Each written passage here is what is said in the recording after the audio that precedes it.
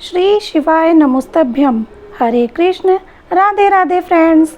तो फ्रेंड्स, आज है श्रावण मास का तीसरा दिन और आज हम श्रावण मास महत्तम के तीसरे अध्याय का पाठ सुनेंगे। और फ्रेंड्स, पाठ शुरू करने से पहले बस मैं ये विनती करना चाहती हूँ कि अगर आपको मेरी ये वीडियोज़ अच्छी लग रही है और आप मेरे चैनल पर पहली बार आए हैं तो प्लीज़ मेरी चैनल को सब्सक्राइब करो, मेरी वीडियो को लाइक करो, अपने फ्रेंड्स एंड फैमिली के साथ शेयर ज़रूर से करना।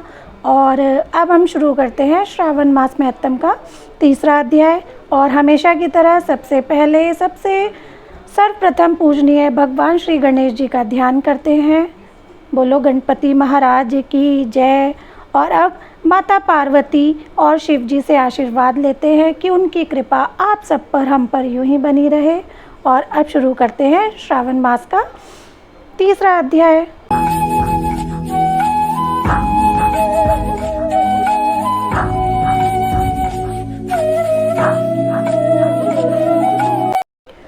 भगवान शंकर जी के शब्दों को सुनकर सनत कुमार जी बोले, हे भगवान, आपने व्रत समूह का उद्देश्य कहा। हे स्वामी, इससे मेरी तृप्ति नहीं हुई, अतः आपसे हाथ जोड़कर निवेदन है कि आप इसे विस्तार पूर्वक कहें। हे देव, आप ऐसा खोलकर समझाएं जिसे सुनकर मैं धन्य हो जाऊं, कृतकृत्य हो जाऊं। इस पर सुरेश्वर ने सनत कुमार से कहा, हे योगीश, जो विद्वान श्रावण मास नक्त व्रत कर व्यतीत करता है वह 12 मासों में इस नक्त व्रत का फल भोगता है। दिवस की समाप्ति के 3 घटी पूर्व रात्रि भोजन नक्त व्रत के नाम से जाना जाता है। इस नक्त भोजन में सूर्यास्त के पहले 3 घंटे के समय को त्याग कर अवशिष्ट समय लिया है। सूर्यास्त के पहले के 3 घंटों को संध्या काल कहा है। आहार, मैथुन, निद्रा तथा स्वाध्याय, इन चारों कार्यों को सायंकाल में बिल्कुल नहीं करना चाहिए। अब मैं गृहस्थ एवं सन्यासी के भेद से 2 प्रकार के नक्त भोजन की अवस्था तुमसे कहता हूँ, ध्यान पूर्वक सुनिए। जब सूर्य नारायण के मंद हो जाने पर अपने शरीर की छाया दुगनी हो जाए, उस समय सन्यासी के लिए नक्त भोजन व्रत कहा गया है। शास्त्रों में गृहस्थी के लिए नक्षत्र उदय होने पर रात में किए जाने वाले भोजन को नक्त भोजन व्रत बतलाया है। यह तो रहा गृहस्थियों के लिए। अब शास्त्रों ने जो कुछ सन्यासियों के लिए कहा है उसकी अवस्था मुझसे सुनो। रात्रि काल में निषिद्ध हो जाने से दिन के अष्टम भाग में भोजन का विधान है। गृहस्थियों को विधि द्वारा रात में नक्त व्रत करना चाहिए। सन्यासी, विधवा तथा विदुर पुरुष सूर्यास्त के पूर्व भोजन करें। पुत्रवान, आश्रयहीन तथा स्त्रीविहीन पुत्रवान विदुर रात्रि में बिल्कुल भोजन ना करें, क्योंकि पुत्रवान भी आश्रमी ही होते हैं। विद्वानों को चाहिए कि स्वाधिकार अनुसार नक्त व्रत करें। श्रावण मास में नक्त व्रत करने वाले प्राणी को उत्तम गति की प्राप्ति होती है। श्रावण मास के आ जाने पर पहले प्रतिपदा तिथि में प्रातःकाल यह संकल्प करना चाहिए, मैं श्रावण मास में 1 मास तक ब्रह्मचर्य व्रत धारण करके प्रतिदिन प्रातःकाल स्नान करूंगा। नक्त व्रत, रात्रि शयन तथा प्राणियों के साथ दया का व्यवहार करूंगा। प्रभु, यदि मैं इस व्रत के आरंभ होने के पश्चात और इसकी समाप्ति से पूर्व मर गया तो हे दीनानाथ जगतपते, उस समय आपके प्रसाद से मेरा यह व्रत परिपूर्ण हो। इस प्रकार मास के आरंभ में संकल्प करके नक्त व्रत करना चाहिए। भगवान शंकर ने कहा, इस प्रकार नक्त व्रत करता हुआ व्यक्ति मुझे अति प्रिय हो जाता है। अति रुद्र से ब्राह्मण द्वारा या स्वयं रुद्र का 1 मास तक जो अभिषेक करता है वह ब्राह्मण, उस पर मैं अत्यधिक प्रसन्न होता हूँ, क्योंकि जैसा कि तुम जानते ही हो मुझे जलधारा अति प्रिय है। या रुद्र का हवन करके, क्योंकि वह मुझ में प्रीति वाला है। इस मास जो प्राणी अधिक स्वादिष्ट भोजन या उपयोग की जो वस्तु हो उसे संकल्प द्वारा ब्राह्मण को देकर उसका त्याग करे, वह मुझे बहुत प्रिय है। हे ऋषिराज, अब मैं तुमसे उत्तम लक्ष्य पूजा की विधि कहता हूँ, सुनो। लक्ष्मी की प्राप्ति की इच्छा वाले मनुष्य को बिल्व पत्रों से, शांति की कामना वाले को दुर्वाओं से तथा आयु की इच्छा वाले प्राणी को चंपा पुष्पों से भगवान श्री हरि की पूजा करनी चाहिए। जो प्राणी विद्या प्राप्ति की इच्छा रखता हो उसे मल्लिका तथा चमेली के पुष्पों से अर्चन करना चाहिए। तुलसी दलों से भगवान सदाशिव और भगवान श्री विष्णु प्रसन्न होते हैं। जिस मनुष्य को पुत्र प्राप्ति की इच्छा हो उसे कटेरी के पुष्पों से पूजन करना चाहिए। 2. स्वप्न जिसे दिखाई देते हों उसे उनके नाश के लिए उत्तम धान्य से अर्चन करना चाहिए। देव के सामने रंग बल्ली, पद्म, स्वास्तिक और चक्र आदि बनाकर विभु का अर्चन करें।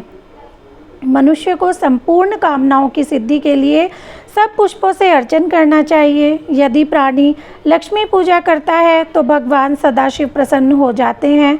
अंत में उद्यापन करना चाहिए। मंडप बनवाकर उसके तीसरे भाग में वेदी बनानी चाहिए। पुण्यहा वाचन करके आचार्य का वरण करना चाहिए। मंडप में प्रविष्ट होकर रात्रि में गाना बजाना करना चाहिए तथा वेद पाठ से जागरण करना चाहिए। वेदी पर उत्तम चतुर्लिंग तो भद्र बनाकर उसके मध्य में चावलों से सुंदर कैलाश बनाना चाहिए। उस वेदी में यथा स्थान खूब चमकीला तांबे का कलश स्थापन करना चाहिए। उसमें पंच पल्लव तथा सूक्ष्म वस्त्र रखना चाहिए। उसमें पार्वती पति भगवान सदाशिव की सोने की मूर्ति को पंचामृत से स्नान करवाकर स्थापित करके अर्चन करें। नैवेद्य युक्त धूप, दीप, गीत, वाद्य, नृत्य तथा वेद शास्त्र पुराण द्वारा रात्रि में जागरण और प्रातःकाल स्नान करना चाहिए। पवित्र शास्त्रोक्त विधान से वेदी बनानी चाहिए। तिल, घृत, पायस, मूल मंत्र, गायत्री, शिव सहस्त्र नाम से हवन करना चाहिए। शर्करा एवं घृत युक्त चावल से हवन करना चाहिए। फिर हवन कर पूर्ण आहुति कर देनी चाहिए। प्रातः वस्त्र, अलंकार, भूषण से आचार्य का अर्चन करना चाहिए। ब्राह्मणों का पूजन करके उनको दक्षिणा देनी चाहिए। जिन मंत्रों से उमापति की लक्ष्य पूजा की है अब उस चीज़ का दान करना चाहिए। सोने की मूर्ति बनवाकर भगवान श्री सदाशिव को अर्पण करनी चाहिए। यदि 1 मास तक दीप जलाया हो तो उसे दान में दे देना चाहिए। संपूर्ण इच्छाओं की पूर्ति के लिए सोने की बाती, चांदी का दीप बनाकर गोघृत से संयुक्त करना चाहिए। देवता से क्षमा प्रार्थना करने के बाद 100 ब्राह्मणों को भोजन कराना चाहिए। हे मुनि श्रेष्ठ, इस प्रकार जो मेरा पूजन करता है उस पर मैं अति प्रसन्न होता हूँ। यदि श्रावण मास में यह कार्य किए जाएं तो इनके करने से अनंत फल की प्राप्ति होती है।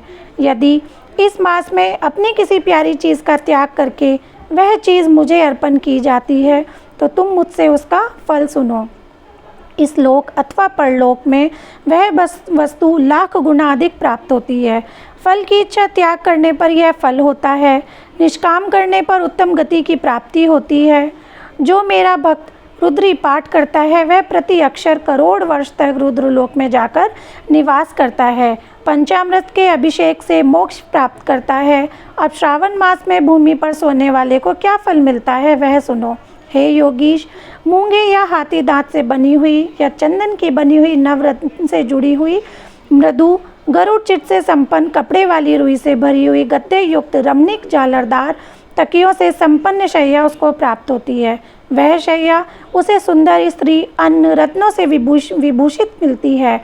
इस श्रावण मास में जो ब्रह्मचर्य से रहता है उसका वीर्य अत्यधिक पुष्ट होता है। तेजस्विता, बल, शरीर, दृढ़ता और धर्म कार्य में तमाम उपकारी वस्तुएं उसको सहज ही प्राप्त हो जाती हैं। उसे ब्रह्म की प्राप्ति हो जाती है। यही नहीं, निष्काम पूजन करने वाले को स्वर्ग में अप्सरा की प्राप्ति होती है। और जो इस मास में मौन व्रत धारण करता है वह श्रेष्ठ वक्ता हो जाता है। मौन व्रत दिन का हो चाहे रात का हो या भोजन के समय का हो, मौन व्रत में यदि प्राणी घंटा तथा पुस्तकें दान करे तो उसको सब शास्त्रों की जानकारी अपने आप प्राप्त हो जाती है। वह मौन व्रत के प्रभाव से बृहस्पति के तुल्य बुद्धि वाला हो जाता है। मौन व्रत वाले का किसी से झगड़ा बिल्कुल नहीं होता। तो फ्रेंड्स, यहाँ समाप्त होता है श्रावण मास महत्तम का 3रा अध्याय। तो फ्रेंड्स, अब कल हम सुनेंगे श्रावण मास महत्तम का 4था अध्याय। आशा करती हूँ फ्रेंड्स आपको ये अध्याय सुनने में आनंद आ रहा होगा, क्योंकि मुझे सुनाने में आनंद बहुत आ रहा है। और अब मैं मिलती हूँ आपसे कल एक नई वीडियो के साथ। जाने से पहले फिर से बस यही एक प्रार्थना करूँगी कि अगर आपको वीडियो अच्छी लगती है तो प्लीज़ मेरी वीडियो को लाइक करो। मेरे चैनल पर अगर आप नए हैं तो मेरे चैनल को सब्सक्राइब करो और अपने फ्रेंड्स एंड फैमिली के साथ शेयर ज़रूर से करना। अब मिलती हूँ मैं आपके साथ कल। तब तक के लिए हर हर महादेव, हरे कृष्ण, राधे राधे।